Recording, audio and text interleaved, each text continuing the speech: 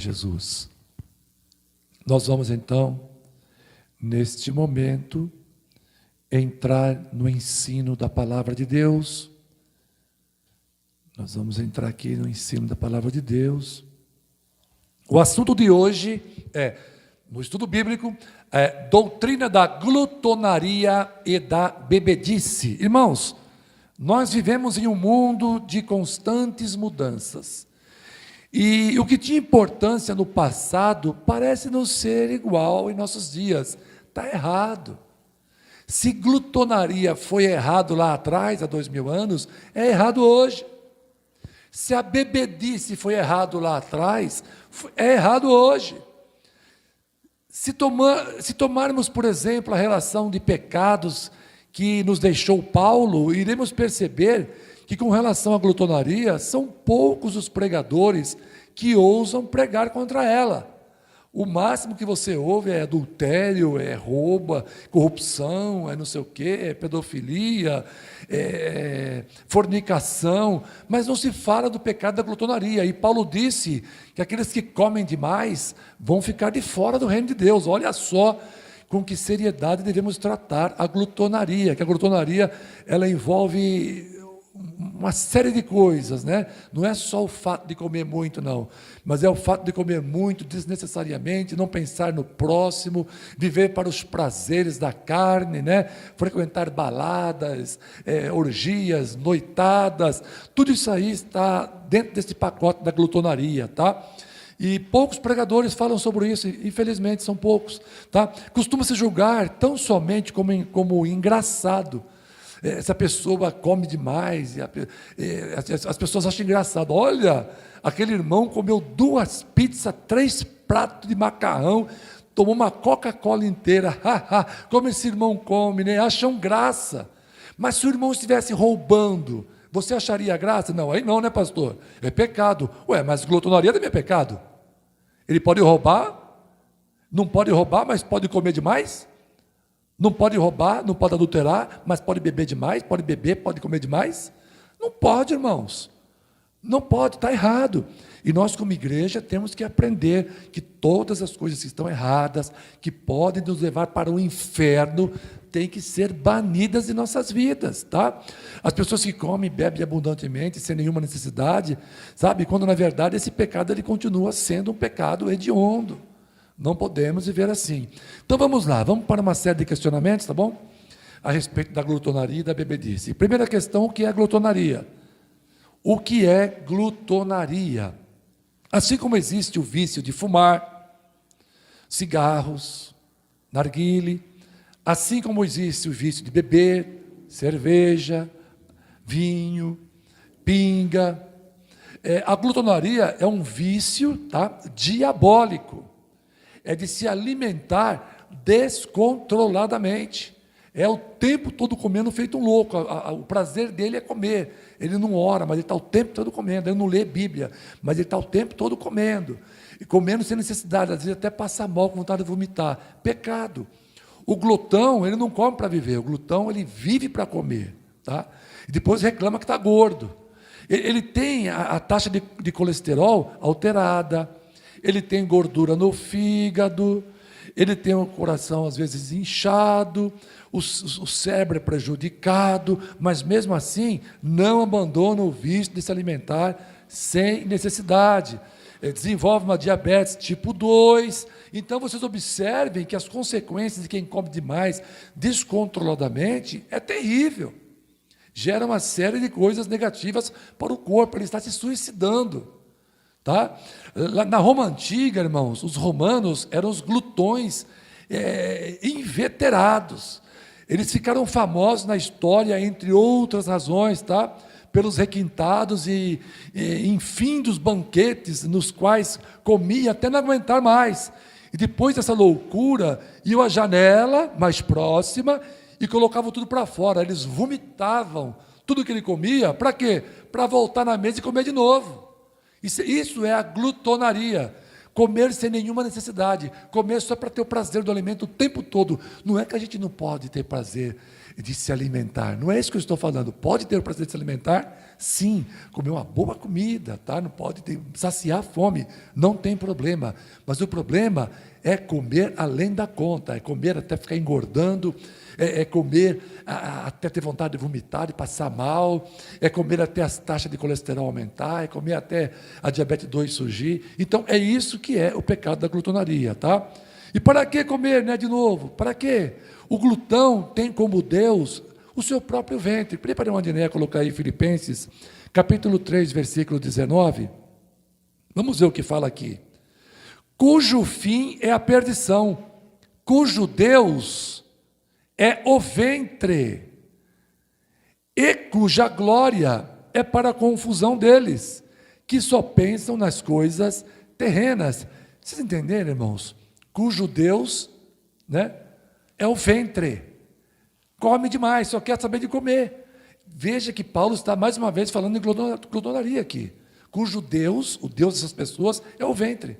É o tempo todo comendo, é pacotes e pacotes de chocolate, é pacotes e pacotes de bolacha, acaba a bolacha, é não sei o quê, come um melão inteiro, acabou o melão, come 2, 3 bananas, acabou as bananas.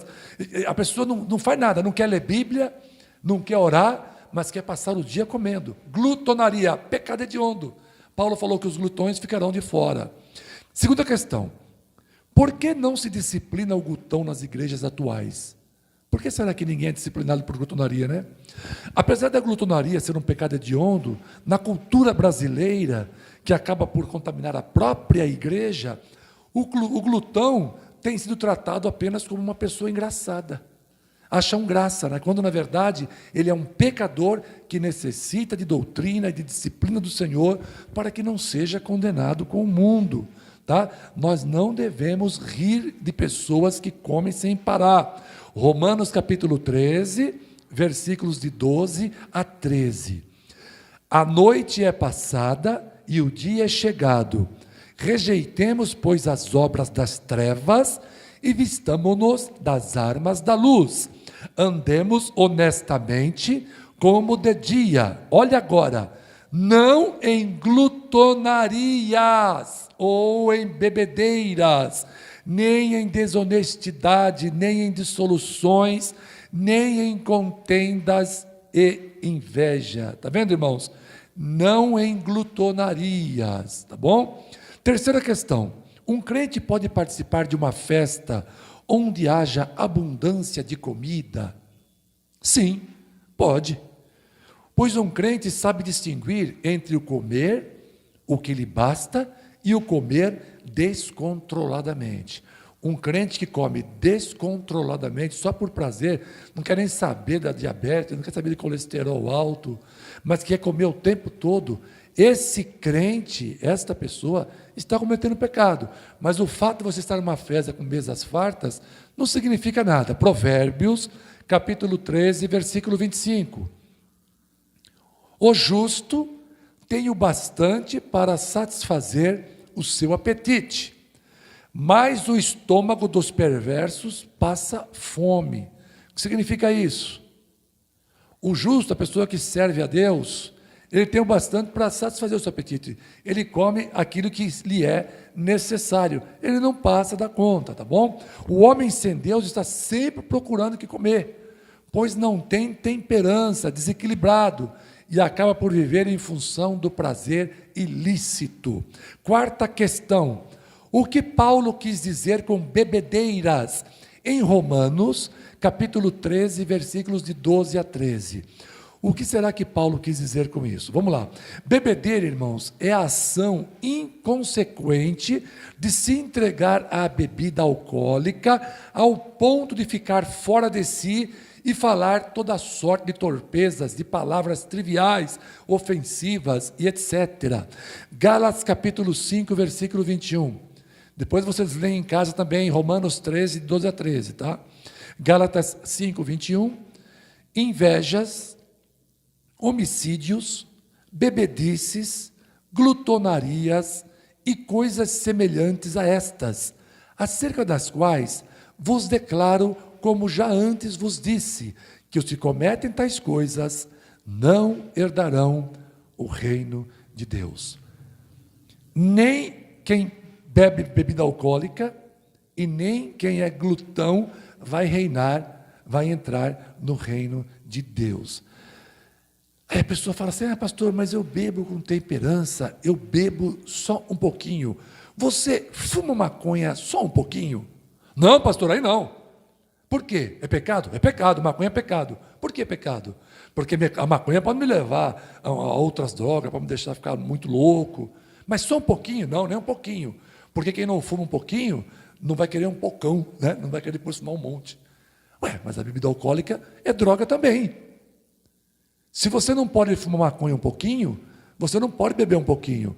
Porque eu nunca conheci uma pessoa que fosse bêbada e embriagada que nunca tivesse dado o primeiro gole. Se você nunca der o primeiro gole, você nunca será um bêbado. E nós sabemos que o bêbado vai para o inferno. Quem bebe e fica zonzo vai para o inferno. Então nós temos que entender que se eu não der o primeiro trago, eu jamais seria um bêbado. Então não me interessa a bebida. A bebida, a maconha, não me interessa. Agora, eu não posso ficar sem comer. Pastor, se eu não mordeu um pedaço de pão, você nunca vai ser um glutão. Tudo bem, mas eu não posso ficar sem comer. Então eu preciso comer o que me basta. Mas eu posso ficar sem beber. Não estou dizendo água. Estou dizendo pinga, vinho, cerveja. Eu posso ficar sem beber essas coisas. Então eu não vou beber essas coisas. Tá bom? Quinta questão: uma pessoa que come muito e tem o vício de beber álcool, irá para o céu? Obviamente que não. Eu não tenho a chave dos céus. Porém, aquele que tem, deixou na sua palavra que essas pessoas não vão para o céu. Deus não tem compromisso com o que as pessoas pensam.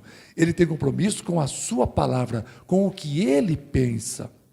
E se ele declarou que glutonaria e bebedice é pecado, e pecado hediondo, coisa séria, a consequência de quem comete esses pecados e não se arrepende é ser condenado ao inferno. Aqui que entra Gálatas 5, 21 de novo, né? Gálatas capítulo 5, versículo 21.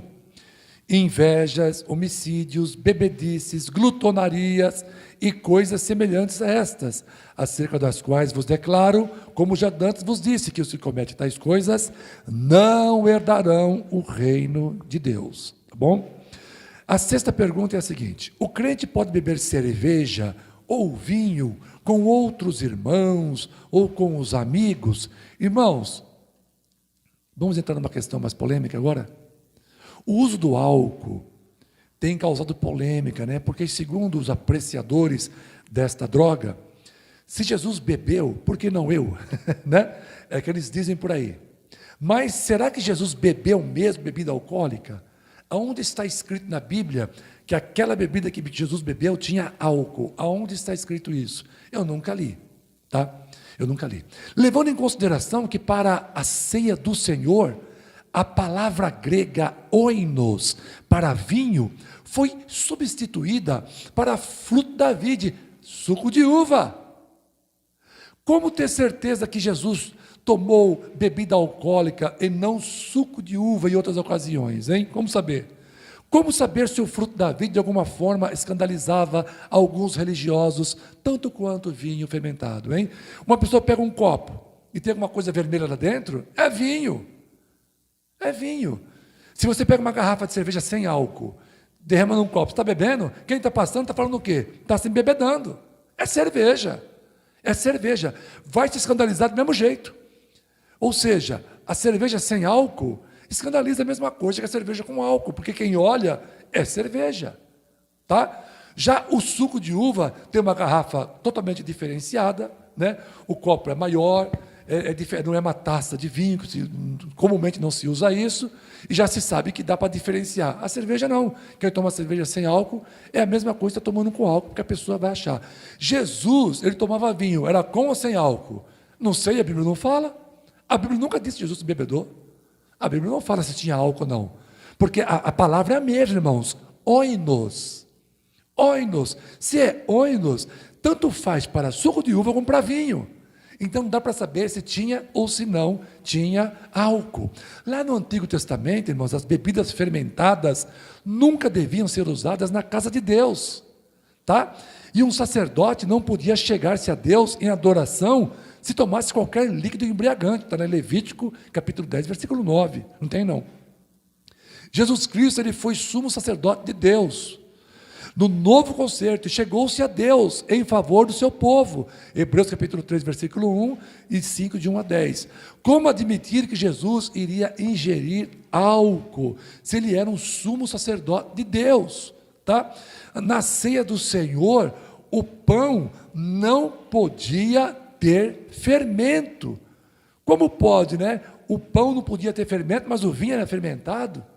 Quer dizer, o vinho podia ser fermentado, não era suco de uva, então tinha que ser fermentado. Se não podia ter fermento no pão, por que podia ter fermento no suco? É uma pergunta que eu estou fazendo agora. Paulo recomendou a Timóteo um pouco de vinho, é verdade, está na Bíblia, tá? Como remédio, e não como bebida de se beber socialmente. Há relatos de que os gregos usavam vinho com álcool evaporando para certas enfermidades. Portanto, não justifica usar a recomendação de Paulo com o álibi para se beber vinho. A gente também, quando era criança, tomava biotônico Fontoura, tinha álcool, mas eu estava tomando álcool de uma forma terapêutica, para abrir apetite, não é verdade? Hoje não precisamos mais disso, né? Que todo mundo está sempre morrendo de fome, né, irmãos? Terrível. Hoje acho que biotônico nem se vende mais, o povo é morto de fome hoje em dia. Tiraram o álcool, então é por isso que o povo quer mais tomar, será que foi isso?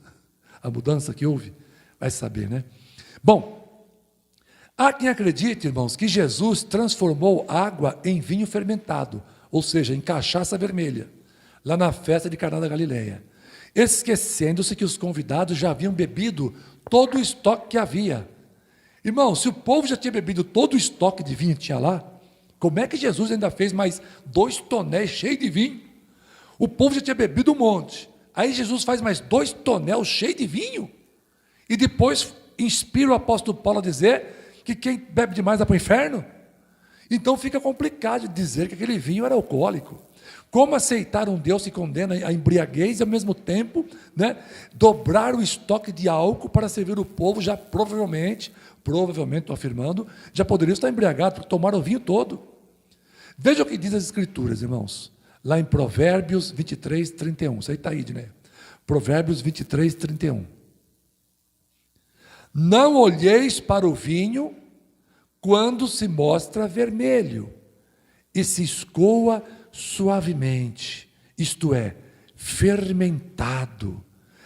Aí lê em casa também, vou deixar, fica gravado aqui nesse vídeo, Provérbios capítulo 20, versículo 1, Abacuque 2, 15, Levíticos capítulo 10, versículo de 8 a 11, Provérbios 31, de 4 a 7, Isaías 28, versículo 7, e Romanos 14, 21, aliás, é bem interessante, hein? Romanos 14, 21.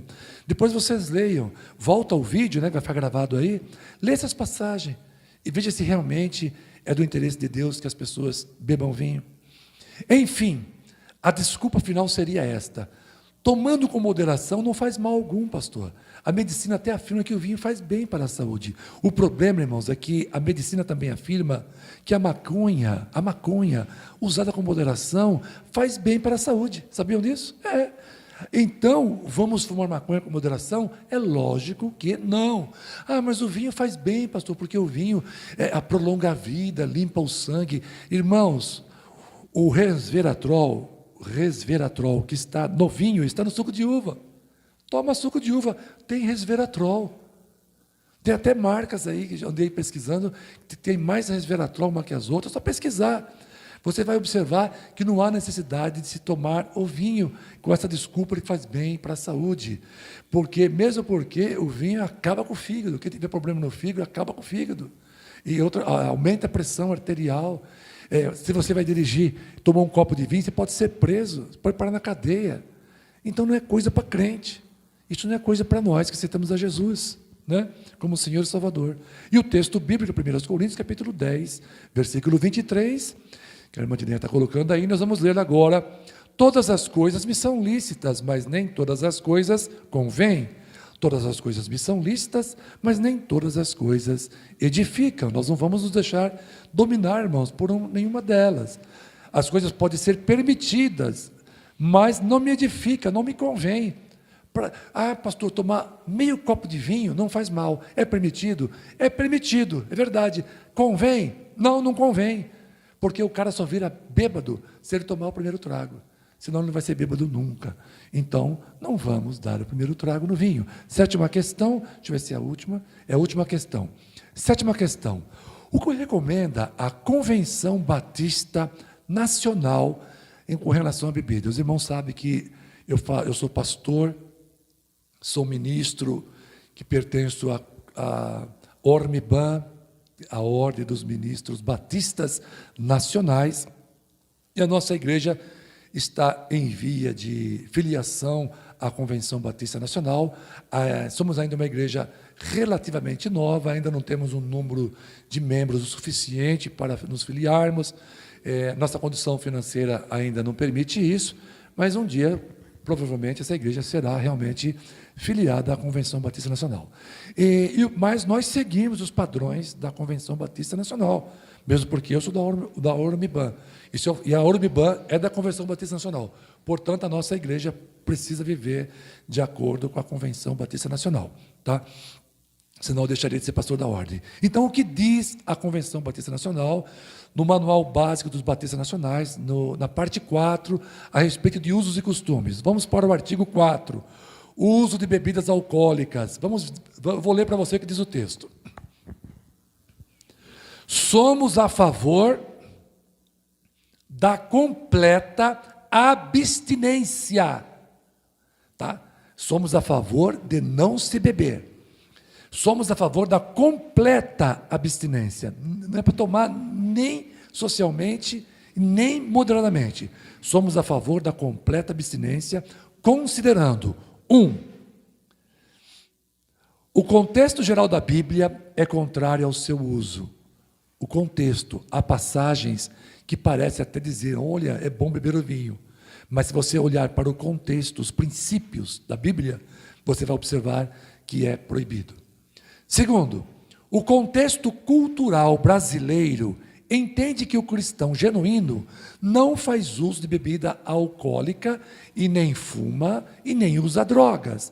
Se alguém olha para um crente com a Bíblia na mão e tomando um copo de cerveja, uma latinha de cerveja, ele será motivo de escândalo na vida daqueles que observarem, porque o crente é tido como uma pessoa que se santifica, que faz tudo o que é correto, que não se mistura com aquilo que é errado, das coisas desse mundo. Então, é isso que está dizendo esse item. E o item 3, para finalizar, diz o seguinte: o alcoolismo é uma das maiores mazelas que atingem a família brasileira, ocasionando inúmeros prejuízos, como crimes, separações, que é o divórcio, desavença entre pais e filhos, acidentes de trânsito e etc, etc, etc.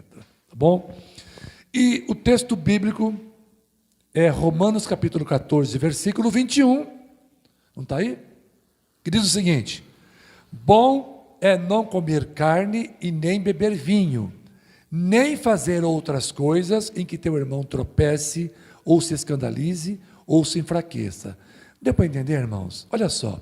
Bom é não beber vinho, para que o teu irmão não tropece e não se escandalize e se enfraqueça. É Paulo quem falou isso. O mesmo Paulo que falou para Timóteo: beba um pouco de vinho, falou para a igreja: bom é não beber vinho. Então, quando ele disse para Timóteo: beba um pouco de vinho, era uma questão de medicina da época, tá bom?